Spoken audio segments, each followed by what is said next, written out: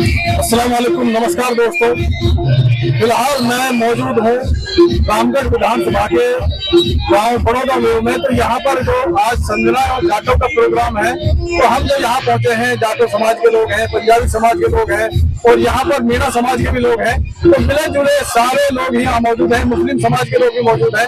तो यहाँ का माहौल देखकर ऐसा लगता है कि ये चुनाव भाईचारे के आधार पर लड़ा जा रहा है। तो हम इन लोगों से जानेंगे कि यहाँ क्या माहौल है। जी, क्या नाम है जी? मेरा संपतराम चौहान, सेवाजी प्रधानाचार्य।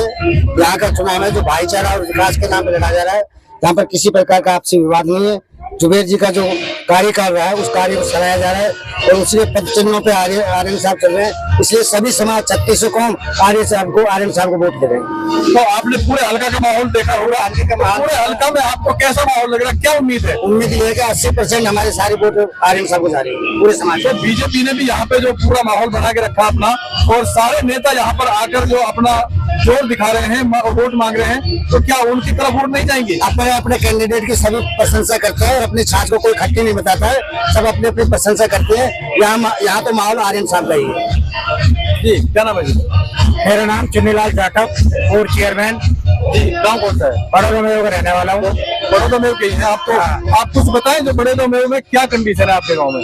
बड़ौदा में यहाँ की जो कंडीशन है वो भाई आयरन के लिए बहुत व्यवस्था, जोरदार व्यवस्था है। कितना परसेंट लगभग वोट जा सकते हैं? यहाँ 60% वोट जाएंगे आर्यन जुबैर के लिए। हाँ। तो यहाँ पे जैसे मिले जुले समाज के लोग हैं, तो सबकी तरफ से हाँ 36 बिरादरी वोट देंगे। 36 बिरादरी वोट वाले। यहाँ कोई जातिवाद या कोई हिंदू मुसलमान या कोई तरह के ऐसा कोई बात विवाद हमारे यहाँ नहीं है। हमारे लिए भाई जुबैर खान जी जो आज इस दुनिया बनेंगे, उन्होंने इतना हद से ज्यादा विकास कराया है। हम उनके विकास के नाम पे, उनकी ईमानदारी के नाम पर हम उनको वोट डाल रहे हैं। और हमारे यहाँ कोई ऐसी जातिवाद की बात राजनीति करते ही नहीं। जैसा कि प्रधान जी ने अभी कहा कि पूरे हल्का से 80% वोट आर्यन जुबैर को मिलने वाले हैं। हाँ। इसमें आपका क्या कहना है? ये ऐसा कैसे रिजल्ट जाएगा? बिल्कुल ऐसा मतलब प्रधान जी कह रहे हैं तो आप भी कह रहे हैं। ओरिजिनल कह रहा हूँ, कहीं झूठ साच नहीं है। बना लिया है पब्लिक, वही है नाम वही वोट जाएगी। जुबैर की विरासत जुबैर के बेटे को देने में कोई परेशानी नहीं है किसी भी। तो जुबैर जी है वो कई बार पहले मंत्री भी रहे हैं। तो पहले कभी ऐसा मौका आया कि कभी किसी तरह का तनाव पैदा हुआ हो या फिर आपको लगा हो कि जुबैर जी ने काम नहीं कराए? ऐसा कोई मौका ही नहीं दिया उन्होंने।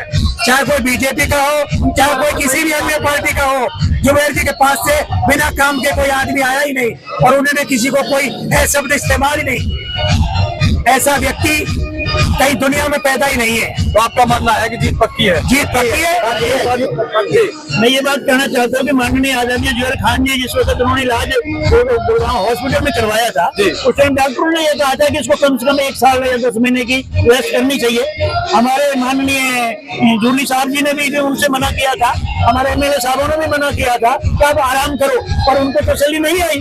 वो 15 दिन बाद ही राउंड में फीवर में दौड़ने लग गए। रामगढ़ क्षेत्र नए एरिया में अपने में और जनता की सेवा करने के लिए वो नहीं रुके।